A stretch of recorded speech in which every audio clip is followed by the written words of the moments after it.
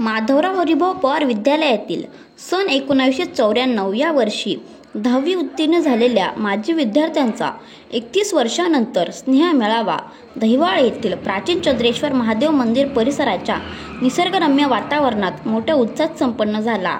Social मीडियाच्या माध्यमातून गेल्या 5 वर्षांपासून संपर्कात असलेल्या मित्रमैत्रिणी 9 मार्चला 31 वर्षांनंतर एकत्र जमल्या.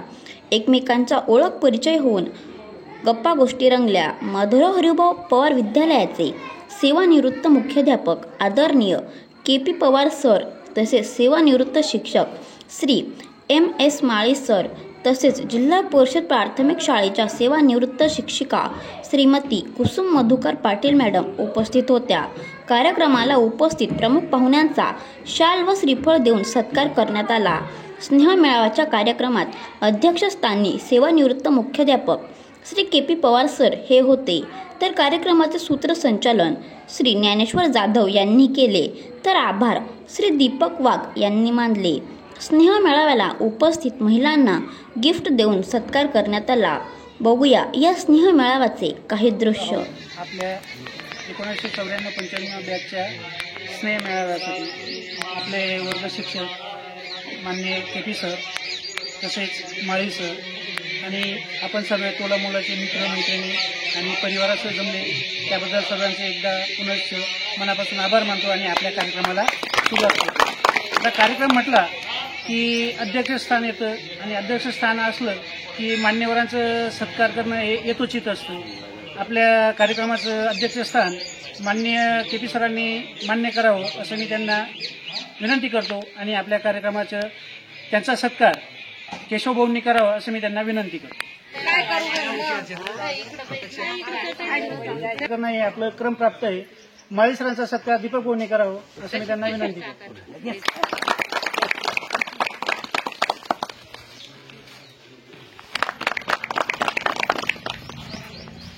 पाहुणे ते आलेले आहेत, त्यांचा यथोचित सत्कार करणं हे आपल्याकडनं क्रम प्राप्त आहे. त्यांचा सत्कार मनसाराम भाऊंनी करावं असं मी त्यांना विनंती करतो.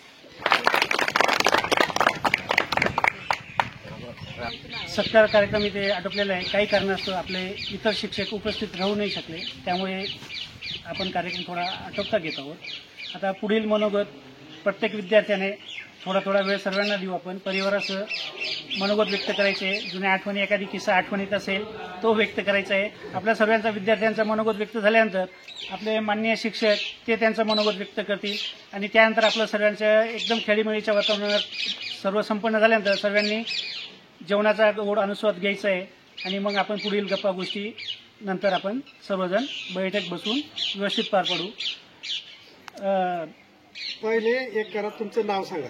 परिचय तुमचं सासरवाडी सांगा, पत्नीचं नाव सांगा, मुलं काय करतात ते सांगा, पण तुम्ही काय करता.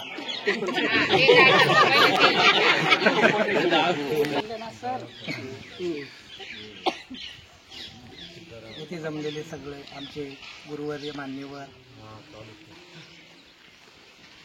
आणि हा कार्यक्रम अगदी थोड्या वेळात ज्यांनी आयोजित केला असे आमचे ज्ञानेश्वर भाऊ, खरंच रे त्यांचंच आहे.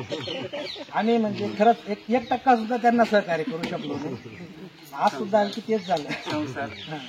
पण आता काही असो, त्यांनी जो योग घडून आणला त्याच्यात सगळ्यांना आता जवळजवळ 1995 पासून 30 वर्ष झाले. 30 वर्षात बरीच मंडळी आमची गावातच आहे. फारच थोडी मंडळी बाहेर गेली, परंतु आता काही कारणास्तव भेटीगाठी होत असतात. परंतु असा एका जागेवर येण्याचा प्रसंग आजच आला.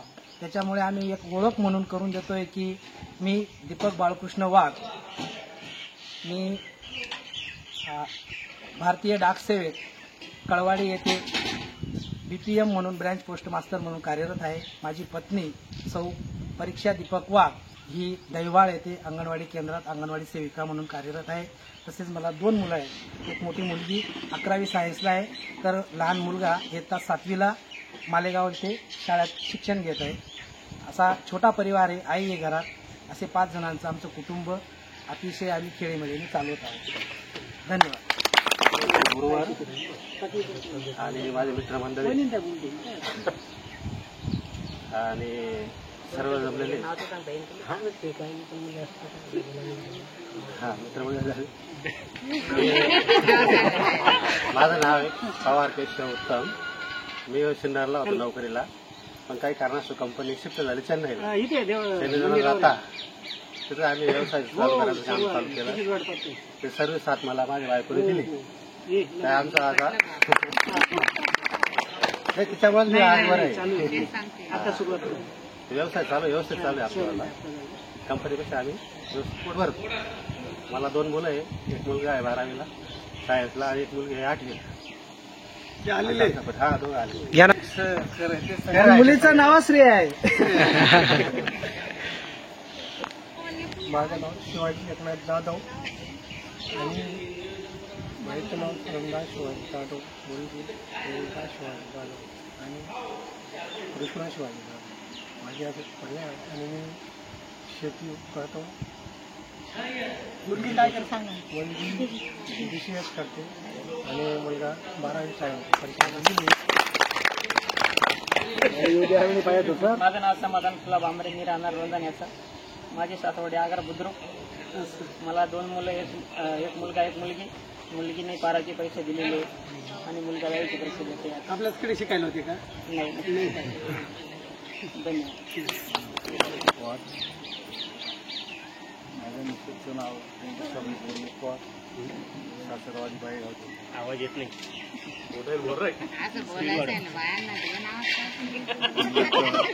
मुलाचं शिक्षण ग्रॅज्युएशन झालं. आता मार्केटिंगचं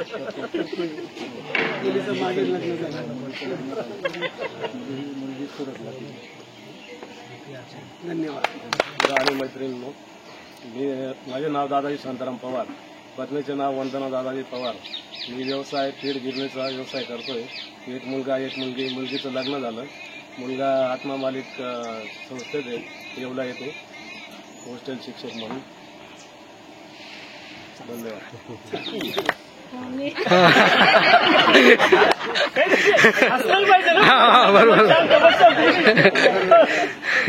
मी भागवत जगन्नाथ सूर्यवंशी आणि मुनाबाई भागवत सूर्यवंशी. मी शेती करतो आणि मला 2 मुलं आहेत. एका मुलाचं नाव कुणाल भागवत सूर्यवंशी, तो 14वीला आता, आणि मुलगी 12वीचे पेपर दिलेत. तिचं लग्न जमलंय आता, भाच्याला दिली आहे.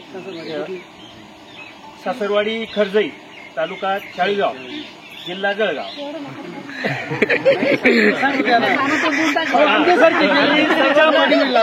आणि सर्वांना सांगतो 19 एप्रिल मुलीचं लग्न आहे. घरपोच पत्रिका आली नाही आली तरी लग्नाला यायचंय. लुगड्या म्हणायची. एवढा जरी तुकडा मिळाला साडीचा की तो नेसून घ्यायचा. लहान होतो ना. मॅडम तुम्ही मनामध्ये व्यक्त कराल तेव्हा. मित्र मंडळी आणि मैत्रिणी यांचं मी आल्याबद्दल स्वागत करतो. आणि माझं नाव मनसाराम दगडू पवार. माझा व्यवसाय JCBचं स्पेअर पार्टचं दुकान आहे आणि JCB आहे आणि बाईचं कटलरीचं दुकान आहे. मुलगा ओम मनसाराम पवार, सिद्धी मनसाराम पवार. बाईचं नाव उषा मनसाराम पवार. ओम मनसाराम पवार हा चांदोडला डिप्लोमाला आहे, 2nd इयरला. ती 8वीला आहे. सासरवाडी नाशिक. थोडस आवाज उंच. बसलेले सर्व माझे मित्र आणि मैत्रिणी. मी विजय विश्वनाथ जाधव, राहणार गेगाव. सध्या राहतो मनमाड. माझा स्वतःचा व्यवसाय मोबाईल. त्याच्यानंतर मी ब्रह्माकुमारी विश्वविद्यालयाशी संलग्न आहे.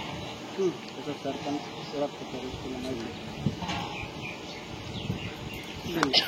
माझ्या मिसेसचं नाव संगीता अशोक सैंदाने. माझी सासरवाडी खारी मिशीची आहे. मला 2 मुलं आहेत. एक मुलगा 10वीत जातो आणि एक मुलगा 8वीत जातो. धन्यवाद.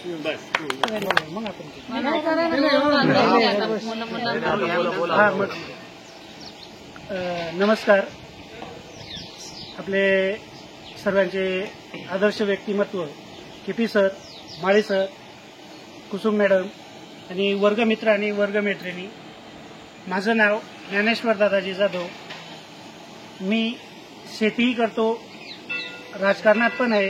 गावाचं आता कसं आहे, एक ठराविक वेळेमध्ये कोणतं तरी एक कार्य मार्गी लागावं या दृष्टिकोनातून गावातील लोकांनी आग्रह केल्यामुळे मी राजकारणात आलेलो आहे. मला छंद नाही, पण लोकांच्या आग्रहास्तव एक जनभावनेच्या दृष्टिकोनातून राजकारणात प्रवेश केलेला आहे आणि आजच्या तारखेत 10 वर्षापासून मी गावसेवा करतोय. मिसेस मोनिका ज्ञानेश्वर जाधव ती अंगणवाडी सेविका म्हणून गावातच कार्यरत आहे. मुलगा कुणाल ज्ञानेश्वर जाधव हा 12वी एक्झाम आता दिलेले आहेत आणि पुढे त्याची स्वतःची मनाची तयारी आहे की मला आर्मीमध्ये भरती व्हायचं आहे, म्हणून तो अकॅडमी जॉईन करायचं म्हणतोय. उद्या त्याला अकॅडमीला सोडायला जायचं आहे मला फलटणला. मुलगी ध्रुविका ज्ञानेश्वर जाधव ती 5वीला आहे, सायनी येथे शिक्षण घेते. छोटं आणि सुखी कुटुंब आहे. आई आशीर्वाद पाठीशी आहेतच. वडील काही दुःखद घटनेमुळे आमच्यापासून दुरावले गेले, जवळजवळ 5 वर्ष झालेले आहेत, पण त्यांचा आशीर्वाद पाठीशीच आहे आणि त्यांच्या आशीर्वादानेच यशस्वी परिवाराची घोडदौड ही आमची चालू आहे.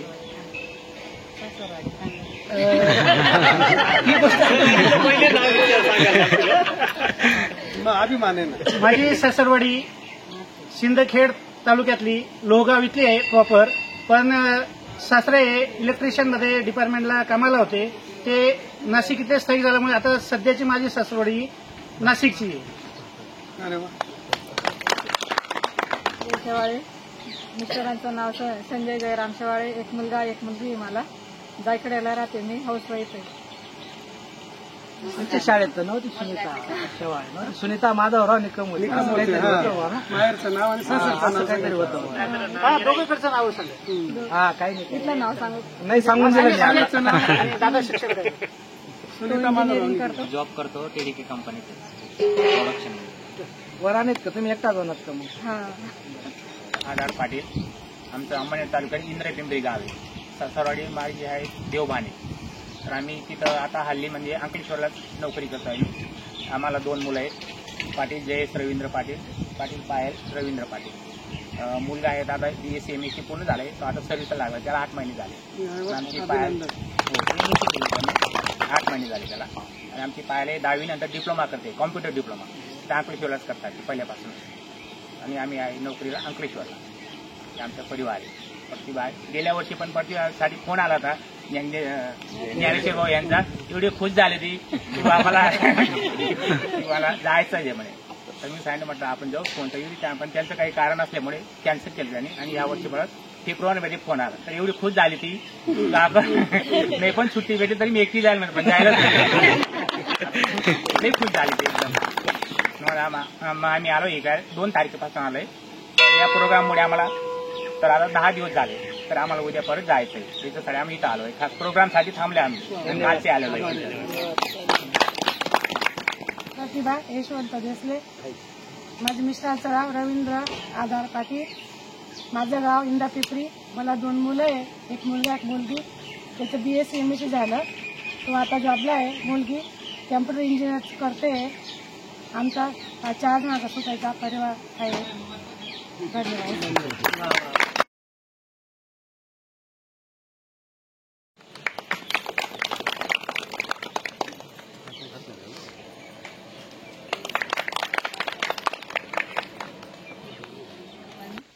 कदम. मी 9वीपर्यंत MSc विद्यालयात शिकले. आता माझं नंतरचं नाव ललिता रवींद्र सूर्यवंशी. मला 3 मुली आहेत, एक मुलगा आहे. माझा मुलगा या शाळेत शिकला आहे. त्याच्या बाहेरच्या वर्तणुकीमुळे मी त्याला इथं पाठवलं होतं. त्याचं दप्तर शाळेत राहायचं आणि तो बाहेर राहायचा. आणि माझे सासरे शिक्षक असल्यामुळे त्याला शाळेत कोणीच बोलत नव्हतं. त्याला म्हटलं तू इथं थांबूच नको. आता तो एकदम व्यवस्थित शिकला. इथं आता बँकेत जॉब करतोय. या 1ली पासून 7वीपर्यंतच्या माझ्या मॅडम आहेत, यांनी मला स्वयंपाक सुद्धा शिकवला. आणि त्यांचा एवढा विश्वास होता.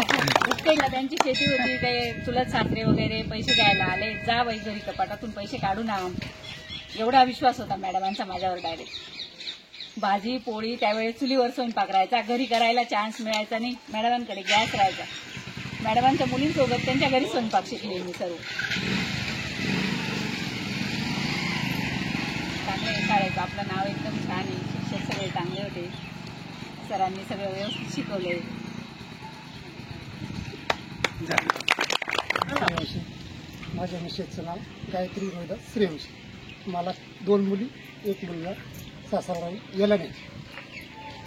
आणि मी पण MSP विद्यालयामध्ये शिकलो. मुलीचं आता लग्न झालं. लग्न झालं म्हणजे झाल्या 2 मग आणि खंडाराला पाठवलं होतं ना. खंडारा आला होता ना आपला. मग असं कुठे दर्शन आला होता. दर्शन तिथे ज्याचं दुकान आहे ते. बोला बोला मॅडम बोला. विद्यार्थी मित्रमैत्री आणि माझे व्यवसाय बंधू आदर्श पद.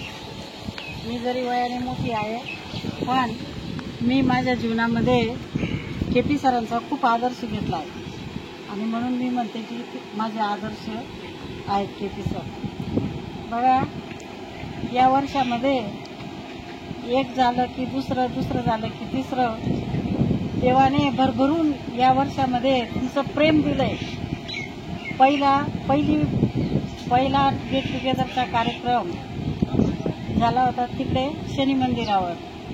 तो आमची मला वाटतं 2004-05ची बॅच असेल आणि त्यानंतर महेंद्रची बॅच. नंतर शेवटची माझी जी बॅच होती 7वीची, या तिन्ही बॅचा ज्या आहेत या बॅचा मी 1ली ते 7वीपर्यंत नेलेल्या होत्या आणि नंतर माझ्याकडून जसे तयार झाले असतील तसे मी यांच्याकडे पाठवले आणि मग ही माझी सगळ्यात पहिली बॅच आहे. ज्या वेळेला माझी दैवाळा बदली झाली त्यावेळेला माझ्याकडे 1लीचा वर्ग मिळाला होता मला आणि तो 1लीचा वर्ग मी 7वीपर्यंत नेला. परत 1लीच घेतली. अशा मी 3 7व्या माझ्या कारकिर्दीमध्ये निघाल्या आणि नंतर परत 4थीपर्यंत 1ली ते 4थीपर्यंत एक बॅच नेली आणि 2007मध्ये मला गिगाव शाळेवर प्रमोशन मिळालं होतं. मी गिगाव शाळेवर 3 वर्ष काम केलं. त्यावेळेला छापेकर सर, पाटील मॅडम या मला सोबत होते. पाटील सर होते तुमच्या गिगावचे, हो सुरेश पाटील सर. तिथं पण मला खूप सहकार्य मिळालं. इथं दैवाळ शाळेत खूप काम केलं मी. म्हणजे जोही विद्यार्थी माझ्याकडे यायचा माझा असा हट्ट असायचा, माझा मनोमन हट्ट असायचा की आलेल्या विद्यार्थ्याला कमीत कमी लिहिता वाचता तरी आलं पाहिजे. आणि हीच देणगी इतकी पुढे उपयोगी पडली तर मला माझ्या गावकरी बांधवांनी खूप सहकार्य केलं. एवढं सहकार्य कुठल्याच गावामध्ये एका साध्या प्रायमरी शिक्षकाला एवढं मिळत नाही. पण मला इतकं सहकार्य मिळालं, दैवाळमध्ये खूप सहकार्य मिळालं. मी ज्या भागामध्ये राहायची त्या भागात पण मला खूप सहकार्य मिळालं आणि अशा रीतीने माझा जीवनक्रम दैवाळमध्ये चालू झाला. 1995 साली माझ्यावर पहिली आपत्ती आली आणि त्यात आमचे सर वारले. आमचे सर गेल्यानंतर, माझे मिस्टर गेल्यानंतर माझं नाव कुसुम मधुकर पाटील आणि वडिलांकडचं नाव कुसुम निंबा पवार. मी पवारांची मुलगी झाले होती, पवारांची मुलगी आणि अजून पण मी पवारांची मुलगी झाली आणि अजून पण पवारांची मुलगी झाली. मला सर्वजण बहीणच म्हणतात, मोठे असोत लहान असोत. आता लहान जे आहेत ते आत्या म्हणतात आणि मोठे जे आहेत ते मला बहीणच मानतात आणि मी त्यांची बहीणच आहे. त्या लोकांनी मला एवढं प्रेम दिलं आहे की मला त्या प्रेमाचा विसर शेवटपर्यंत कधीच पडणार नाही. मला 2 मुलं होते आणि 2 मुली. माझा एक मुलगा MSc PhD प्राध्यापक होता पण काळाने त्याला पण हिरावून नेलं. दुसरा मुलगा BA झालेला होता. त्याचं पण बिचाऱ्याचं अर्ध्या वर्ष संपलं. आता फक्त 2 मुली आहेत, नातवंड आहेत. त्यांच्यामध्ये कालप्रमाणे चालू आहे. परमेश्वराचे आभार याच्यासाठी की तो मला एकदम व्यवस्थित तंदुरुस्त ठेवता यावं. माझ्या वयाच्या मानाने मला माझं आता 75 वर्ष पूर्ण झाले, 76वं चालू झालं आहे. आणि त्या मानाने माझी तब्येत पण एकदम व्यवस्थित आहे. आता तुमच्याविषयी काय सांगू, तुम्ही सर्वजण सुज्ञ आहात, सर्वजण उद्योग करतायत. जो तो ज्याच्या त्याच्या उद्योगामध्ये अगदी यशस्वी आहे. तुमच्या चेहऱ्यांवरूनच ते सगळं दिसतंय. तुमच्या या ज्या आहेत महिला वर्ग पण सगळा खुश आहे. कारण घरातली लक्ष्मी केव्हा खुश राहते, घरातला स्वामी जेव्हा एकदम चांगल्या पद्धतीने वागणूक देतो तेव्हा घरातली लक्ष्मी खुश राहते. आणि ज्या घरातली लक्ष्मी खुश आहे तिथं लक्ष्मीचा वासच असतो, ते सांगायचंच कारण नाही. बघा, आता जेवढ्यांनी पण सांगितलं की माझा मुलगा शिकतोय, BSc आहे, 14वीला आहे, 12वीला आहे, नोकरीला आहे, खूप कौतुकाची गोष्ट आहे. बाकीचे माझे विद्यार्थी शेती व्यवसाय करतात, पण शिक्षणाचं महत्त्व निश्चितच त्यांना समजलेलं आहे. आणि ते महत्त्व त्यांना समजलं, त्यांनी आपल्या परिवाराला पुढे नेण्याचा जो प्रयत्न केला आहे, असाच तुमचा परिवार उत्तरोत्तर पुढे जावो, त्यांना परमेश्वर चांगली दिशा दाखवो, एवढी अपेक्षा मी भगवंताच्या चरणी व्यक्त करते. आणि एवढं बोलून आता माझा एकदम आवडता विद्यार्थी, मी त्याला खूप मारलेलं आहे. आणि त्याच्या नावाविषयी डबल नाव कोणतं असा उल्लेख आला होता. तर तो बघा, जेव्हा लहान होता तेव्हा त्याला खूप साडीचा नाद होता. साडी घालायचा, एवढा तुकडा जरी मिळाला तरी तो घालायचा, पदर घ्यायचा, फिरायचा गल्लीमध्ये. अगदी लहान असताना बरं, 4थी 5वी असेपर्यंत. आणि मग त्याला लुगड्या हे नाव पडून गेलं. त्याला लुगड्या म्हणूनच सगळेजण म्हणायचे. वर्गामध्ये सुद्धा त्याला लुगड्या म्हणून म्हणायचे. काही वेळेला मी चिडायची, अरे तो आता मोठा होतोय, तुम्ही त्याला लुगड्या म्हणू नका. अजूनही मला आमचे भाऊ आहे ना, ते अजूनही मला म्हणतात कधी जास्त मारलीच काय प्रेमाने म्हणतात, प्रेमाने म्हणतात, कधीतरी म्हणतात असं अजूनही. माझा परिवार, आता माझी एक नात आहे, मोठ्या मुलाची मुलगी MBA करते, लहान मुलाचा मुलगा 12वी सायन्सची आता त्याने परीक्षा दिली आहे, एक मुलगी शिक्षिका आहे, एक गृहिणी आहे, तिचा मुलगा MBBS करतोय. ते असं मन आहे, परमेश्वर एका हाताने काढून घेतो पण दुसऱ्या हाताने देणारा तोच असतो, तोच आपल्याला हिंमत देतो. फक्त त्याचा विसर तुम्ही पडू देऊ नका. आपल्या आयुष्यामध्ये एक भगवंत आणि तितक्याच तोडीचे आपले आईवडील असतात. आईवडिलांची सेवा करा. आईवडिलांचा ज्याच्या मस्तकावर हात आहे त्याला कधीच आयुष्यामध्ये काहीच कमी पडणार नाही. एवढे 2 शब्द मी बोलते. आणि माझ्या महिलांना एकच सांगायचं आहे की घरामध्ये शांतता ठेवायची सगळ्यात मोठं काम तुमचं आहे. आणि जिथं शांतता आहे तिथं लक्ष्मी आहे. एवढं बोलून मी 2 शब्द संपवतो. आदरणीय पवार सर, आपल्या परम स्नेही अशा कुसुमताई मॅडम, आपले रवींद्र पाहुणे, त्याचप्रमाणे 1995ची 94-95ची बॅच, सर्व विद्यार्थी बंधू आणि भगिनी. माझं नाव तुम्हाला माहितीच आहे, तरी रिपीट करून टाकतो कारण आपला बराच कालावधी गेला, 30 वर्ष. हां, आणि त्याच्यामध्ये बरेच विद्यार्थी भेटतात, काही भेटत नाही आणि संवादही होत नाही. थोडाफार संवाद होत होता. तर माझं नाव महारुष देव माळी, माझ्या पत्नीचं नाव सौभाग्यवती सुवर्णा महारुमाळी. मला एक मुलगा एक मुलगी आहे. मुलगी MBAला आहे फार्मास्युटिकलमध्ये. RC पटेल शिरपूरला ती MBA करते आणि मुलगा आता 12वीला आहे. तो नीटची एक्झाम देतोय, त्याची तो तयारी करतोय. आणि असा माझा परिवार आहे. राहायला मी चाळीसगावला आहे आणि माझी सासरवाडी कसगावची पेडगाव तालुक्यातली.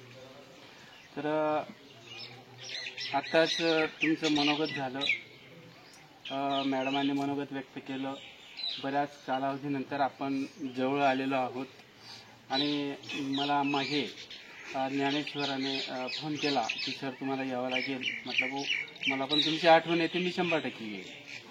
परत काल मी सुरतला होतो. सुरतला असतानाच परत ज्ञानेश्वरचा फोन आला, सर म्हणे तुम्ही या उद्या, मी तुम्हाला रिमाइंड करतोय.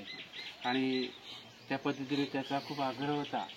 म्हणजे एक त्याची तसं दररोज मला एक आठवण होते त्याची, कारण तो रोज मला मेसेज टाकतो, काहीतरी गुड मॉर्निंग वगैरे टाकतो. सर सरांना पण येत म्हणजे याचा अर्थ त्याचा जिव्हाळा आजही कायम आहे. आणि म्हणून मला नेहमी आठवण येत असते, मित्र कसा असावा. जीवन में 2 नियम हमेशा याद रखना. अगर जीवन में 2 नियम हमेशा याद रखना. अगर मित्र सुख में हो तो बिन बुलाए मत जाना.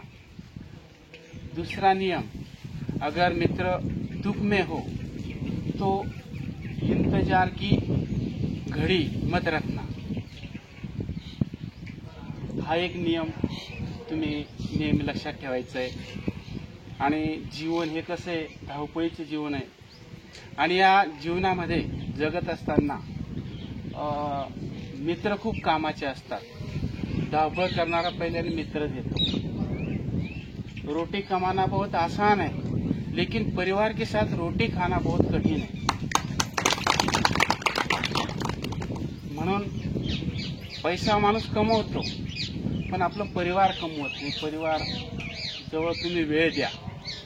मॅडमांनी सांगितलं की ज्या घरची लक्ष्मी सुखी असते तो घर किंवा ते घर अतिशय सुखी असतं.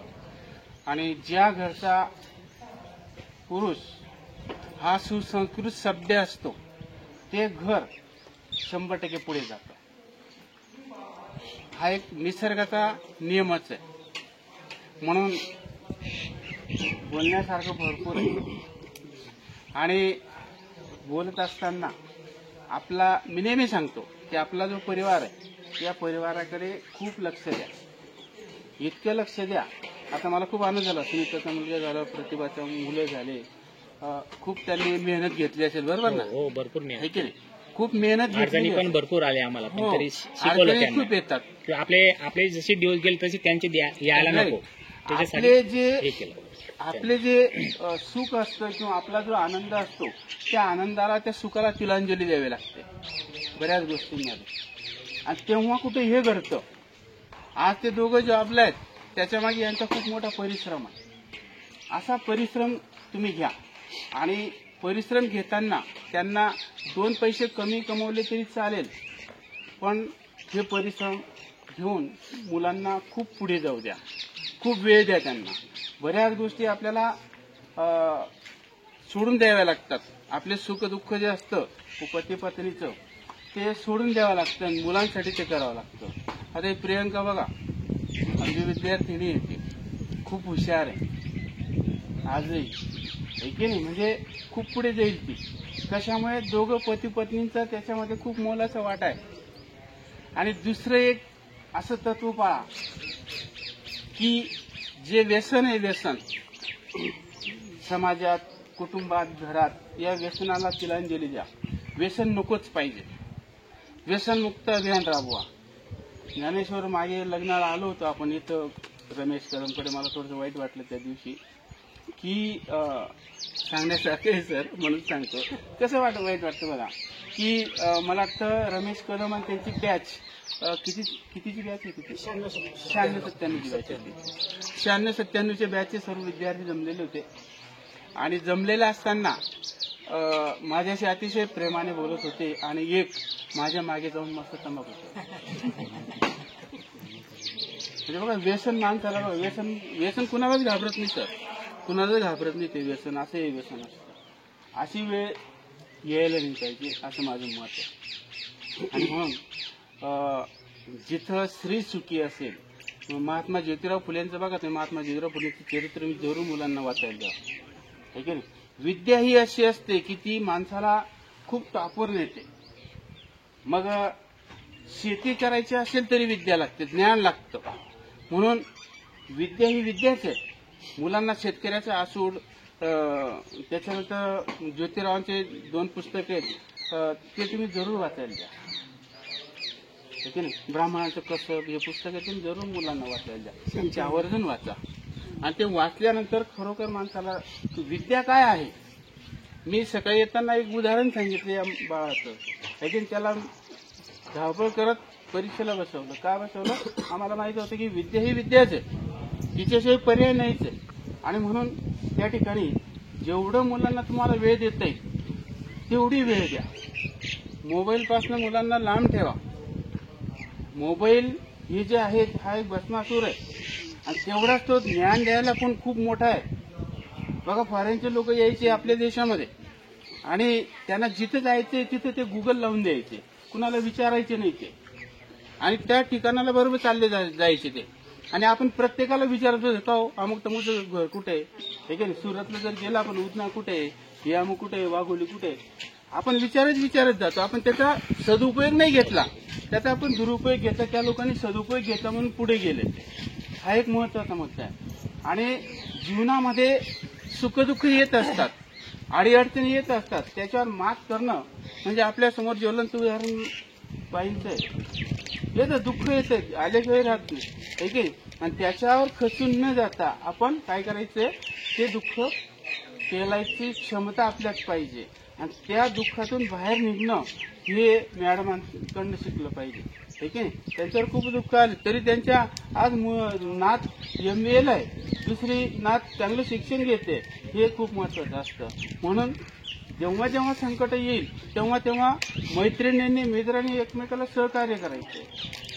असं सहकार्य त्यातून बाहेर निघलं पाहिजे. आपण आनंदात असेल जाऊ नका, पण दुःख आलं असेल, काहीतरी संकट असेल तर जरूर त्यांना तुम्ही मदत करा, आणि त्या मदतीतून त्यांना बाहेर काढा. आहे की नाही. हेच खरं जीवनाचं सत्य आहे. नाही तर काय जीवनामध्ये पैसा असतो, भरपूर असतं, पण काही गोष्टी आपल्याकडे त्या नसतात. अशा अनेक गोष्टी बोलण्यासारख्या आहेत. तुम्ही मला बोलवलं त्याबद्दल मी सर्वांचे आभार आहे. नंतर आपला विजय जाधव, ठीक आहे नाही, माझं त्याचं बोलणं झालं सर आता. आहे की नाही. तर इतकं चांगलं कार्य आहे त्याचं की प्रजापिता ब्रह्मकुमारी ईश्वरी विश्वविद्यालय त्या ठिकाणचं संलग्न आहे. त्याला आपल्यापेक्षा कितीतरी पटीने खरोखर नॉलेज असेल. जर तुम्हाला परमार्थ करायचा असेल तर परमार्थाचं एकमेव उदाहरण आज विजय आहे की नाही. म्हणजे मोक्ष काय असतं ते आपल्याला जेवढ्या कल्पना ठाऊक नसतील तेवढ्या कल्पना त्याला ठाऊक आहे की नाही. आणि खूप मोठा मार्ग येतो प्रजापिता ब्रह्मकुमारी विश्वविद्यालयाचा, आहे की नाही, माउंट आबूला, आहे की नाही. म्हणजे खूप नॉलेज आहे त्याला, त्याचं मला खरंच कौतुक वाटलं. आहे की नाही. जरी आपण त्याने मॅरेज नाही केलं पण त्याचं जीवन त्या मानाने सार्थ आहे की नाही. म्हणजे ज्याने मॅरेज केलं त्याचं सार्थ अशातला भाग नाही बरं का. आपण जर बघितलं तर इतर परमार्थांमध्ये जेवढा तुम्ही परमार्थ करता तेवढा तुम्ही संसार पण करा.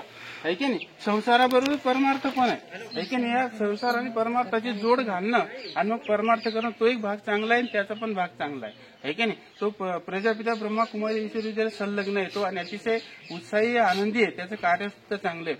आणि जे शेती व्यवसाय करतात आहे की नाही त्यांचंही उत्तम कार्य आहे आज, कारण त्यांच्यामध्ये नॉलेज आहे, खूप नॉलेज आहे.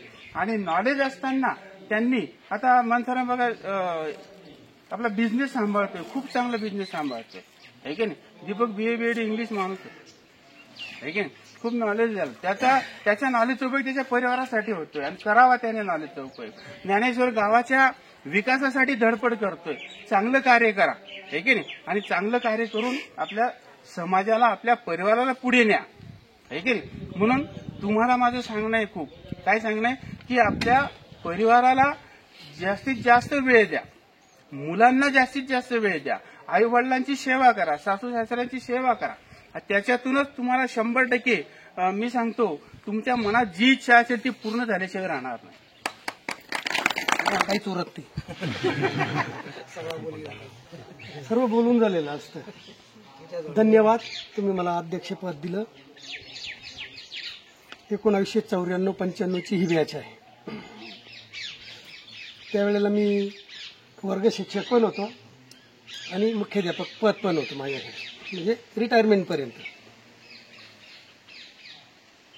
माझ्या गुरुतुल्य मॅडम, जावाई बापू, माझे सहकारी मित्र आणि तुम्ही उपस्थित असलेले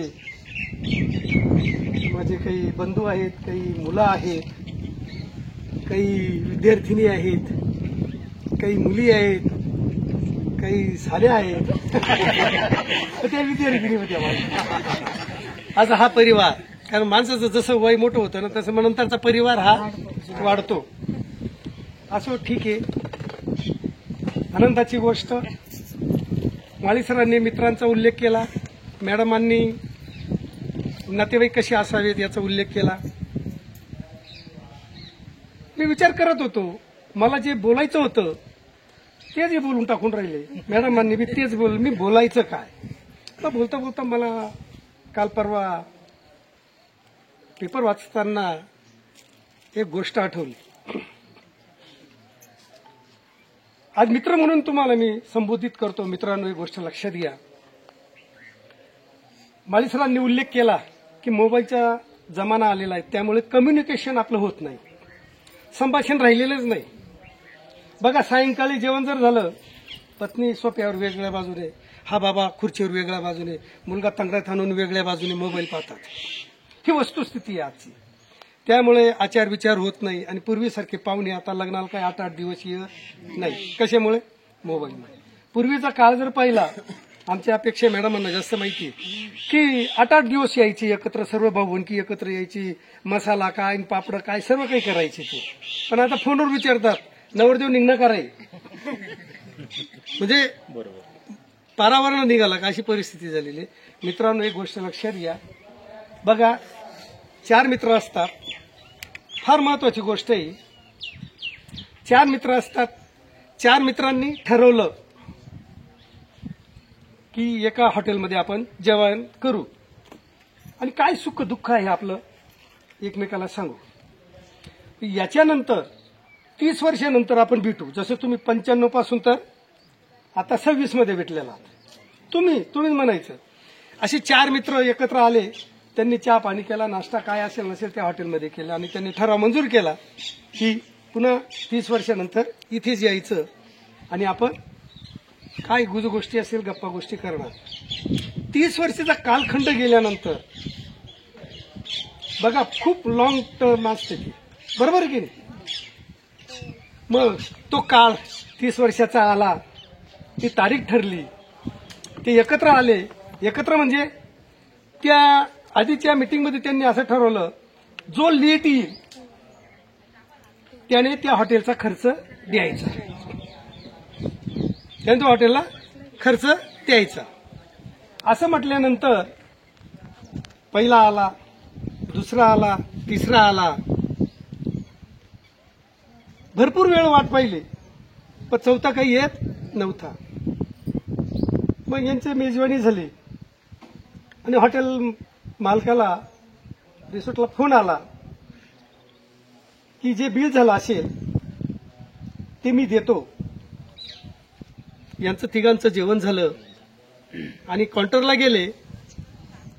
त्याची चौथ्याची वाट पाहत होते. ते काउंटरला गेले आणि म्हणे, तुमचं बिल पेड झालेलं आहे म्हणे.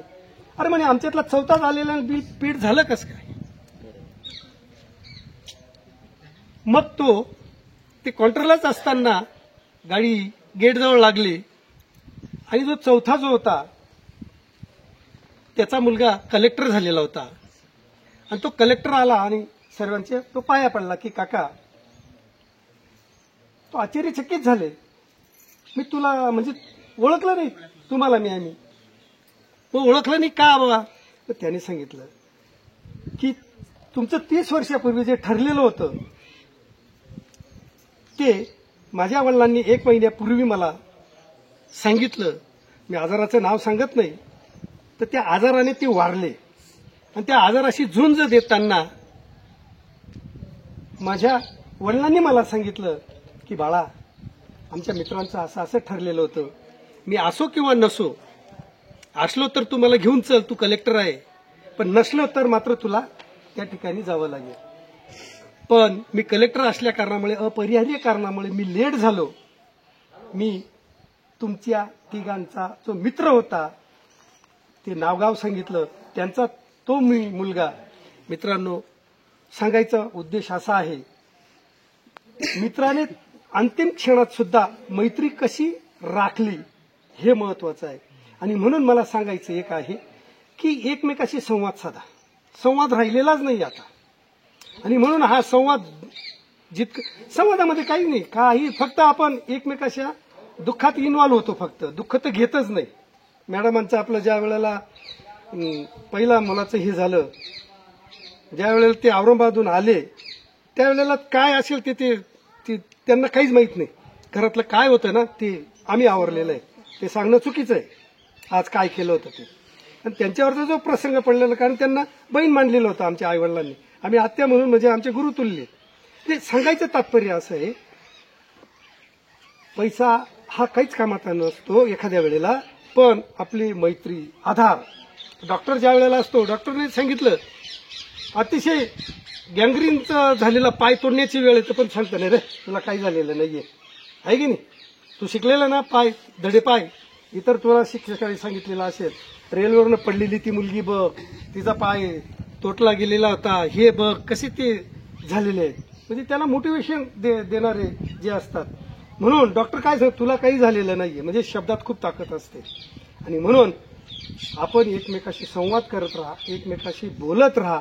काय दुःख सुख असेल त्याच्यात तुम्ही इन्व्हॉल्व होत जा, ते परिहरण होत असतं माणसाचं. अशा दृष्टिकोनातून मैत्री खूप महत्वाची असते. आणि म्हणून या ठिकाणी पुन्हा बाईंनी पण उल्लेख केला आणि सरांनी उल्लेख केला की लक्ष्मी असते, खरोखर आहे. म्हणजे संसार रूपी रथाची दोन चाकं म्हणजे हे डावा आणि उजवं, म्हणजे पती आणि पत्नी. भांडणं होतात, पण कुठेतरी, आणि महिलांकडे एक शस्त्र आहे, सर्वात उत्तम, सर्वात मोठं शस्त्र म्हणजे संयम. संयम, सहनशीलता. ज्या माऊलीने सहनशीलता राखली आणि तिचा संसार यशस्वी होतो. आम्हाला आमच्या वहिनीचा इतका अभिमान आहे. हा विद्यार्थी लहान आहे कितीतरी आमच्यापेक्षा, पण माझ्या जेवढ्या भाऊजा आहेत ना लहान, त्यांना मी मानच देतो.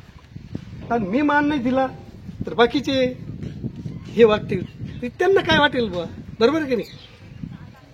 अर्ध्यामध्ये कंपनी ठप्प झाली, पण कंबर कसलं. तुम्हाला माहित नसेल, पुरणपोळीचा व्यवसाय करतात, ऑर्डर घेतात आणि ऑर्डरही देतात. नशिबाला दोष दिला नाही आहे, माझ्या नशिबाला तो संसार करून दाखवणं एक आदर्श व्यक्तिमत्व आमच्या कुटुंबामध्ये झालं. असं नाही बा माझ्या वडिलांनी काय पाहून दिलं, काय होतं काय नाही, हे महत्वाचं आहे. हे खूप महत्वाचं आहे. प्रत्येक स्त्रीने हे लक्षात घेतलं पाहिजे. सुनीताच्या बाबतीत सुद्धा तेच झालेलं आहे. त्यांची पण कंपनी होती, ते बरोबरच राहायचं, बरोबर की नाही. मंचारामचं बी तेच झालेलं आहे. पण आज शेतीत न जाणारी मुलगी शेती करते, उत्कृष्ट. 6 एकर जमीन कांदे लावलेले तिने, मुलाला शिकवलं. मुलगी म्हणजे नंदनबाईकडेच दिलेली. सांगायचं उदाहरण असे तुम्ही सुद्धा चांगल्या पद्धतीने शेती करतात. सर्वात शेती करणारा म्हणजे अन्नदाता बरं का. शेतकरी असं समजायचं नाही नोकरीवाले आहेत पण मग आम्ही काय खचपट आहेत का. खरं म्हणजे तुम्ही अन्नदाता आहात, जगाचा पोशिंदा जे म्हणतात ना ते आहेत, बरोबर की नाही. तुम्ही तुमच्या क्षेत्रात जो असेल, अंगणवाडीला कामं करणारे तिथे 2 शिक्षिका आहेत, बरोबर नाही. म्हणजे लहान मुलांना सांभाळणं एवढं सोपं नसतं. मॅडमांना चांगला अनुभव आहे. तुमच्यापेक्षा ते कसं सांभाळतात ते काही माहित नाही. तुमच्याकडे आमच्याकडे ज्या वेळेला पिढी येते ना त्यावेळेला तुमच्याकडनं मूर्ती घडून येते, आम्ही फक्त कलरिंग देतो माध्यमिकला, बरोबर की. आमच्याकडे काय काम असतं. तर अशा परिस्थितीमध्ये अध्यात्म करा, चांगल्या पद्धतीने मार्गाला लागा. कारण हा जो जन्म आपल्याला मिळालेला आहे हा 84 कोटी येवनी उपभोगून आपण मिळालेलो आहोत हे भाऊंना चांगलं माहिती आहे आणि ते या मार्गात आहेत. अतिशय आनंदाची गोष्ट आहे. कुठल्याही गोष्टीचं सामदाम याच्याने वागा. अतिशय उत्कृष्ट तुमचे चेहरे सांगतायत, तुमचा परिवार सांगतोय. ललिता लेट आली काही काय ना, पण आल्या, काही हरकत नाही. ठीक आहे. ललिताचं बरं एक उदाहरण आठवलं. त्या मुलाला सांगितलं, आता जे जावई झाले का आमचे ती हर्षद,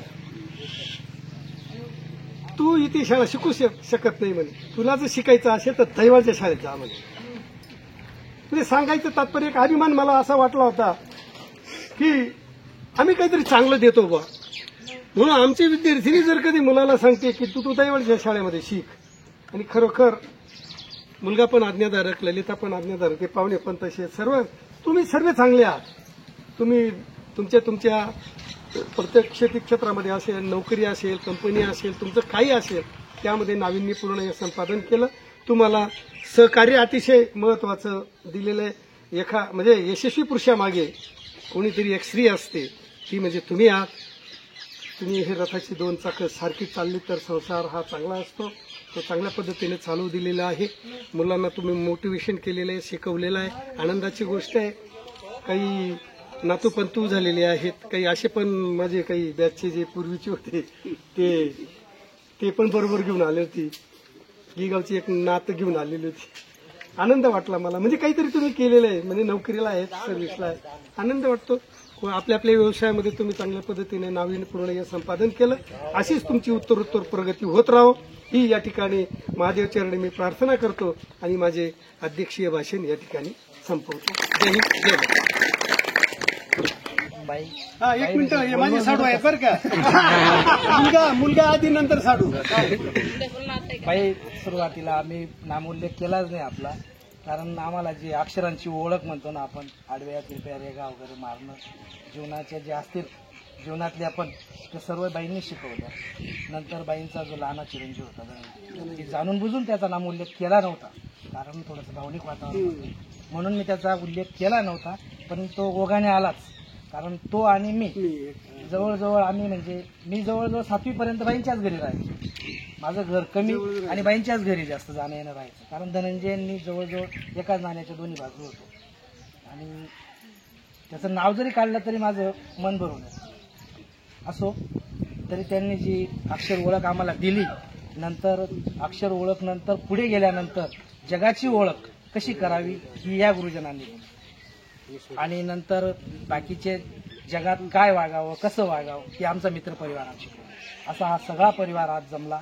आमच्या विनंतीला मान देऊन आपण सर्वजण दुरून आला, आपला वेळ काढून आला. कारण मी गावात असून सुद्धा उशिरा आलो.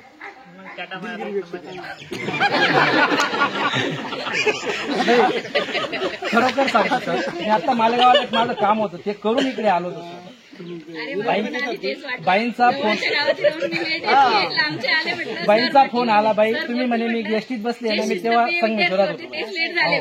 पण काय असो, तरी सर्वांनी वेळात वेळ काढून आलेत आणि छोटे गाव आहे ना, आपला कार्यक्रम अतिशय सुंदररित्या आपण पार पाडला. आमच्या विनंतीला मान देऊन आपण आला. सर, आपलं मौलिक मार्गदर्शन, आपली प्रत्येक छडी, आपण दिलेली प्रत्येक छडी, आम्ही अनुचित कर्म करत असताना आम्हाला आठवेल. आपण दिलेली शाबासकीची थाप, आमच्या पाठीवर जो शाबासकीची थाप दिली आहे ती आम्हाला चांगलं कार्य करायला भाग पाडेल असं बोलतो. आणि पुनश्च एकदा सर्वांचे आभार मानतो आणि आता सर्वांनी भोजनाचा आस्वाद घ्यायचा अशी विनंती करतो.